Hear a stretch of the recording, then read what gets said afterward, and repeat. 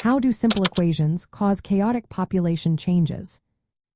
Imagine watching a small fish population in a pond suddenly fluctuate wildly from year to year, with no clear pattern. It might seem random, but behind the scenes, simple equations can cause this chaos. In population ecology, scientists use basic mathematical models to predict how populations grow and change over time. These models are straightforward but can lead to surprising results when certain conditions are met. Let's start with the basics. Populations change because of births, deaths, and sometimes migration. Ecologists often write equations to connect the current population size to the next period's size. For example, a simple model might say the population next year equals the current population plus new births minus deaths. This is a basic way to see how populations evolve. The simplest model assumes the population grows at a constant rate. This is called exponential growth. It uses an equation where the change in population depends on how many are already there and a growth rate. The problem is, this model predicts populations can grow forever, which isn't realistic because resources are limited. To fix this, ecologists use the logistic growth model. It introduces a maximum population size called the carrying capacity, which is how many individuals the environment can support. As the population nears this limit, growth slows down. The equation shows the growth rate decreasing as the population gets closer to the maximum.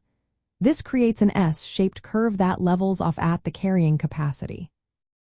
Now, when these models are used in discrete steps, like yearly counts, they can behave differently than in continuous models. The discrete logistic equation, which calculates the population for the next year based on the current one, can produce a variety of behaviors depending on the growth rate. If the growth rate is low, the population stabilizes. But as it increases, the population begins to oscillate, then cycle through different sizes, and eventually become chaotic. Chaos here means the population changes in a way that looks random and unpredictable, even though the equations are simple and deterministic. This happens because of nonlinear feedback, where the population size influences its own growth rate. Small differences in initial conditions can lead to very different outcomes over time. This sensitivity makes long-term prediction impossible. These chaotic patterns help explain why real populations sometimes fluctuate wildly.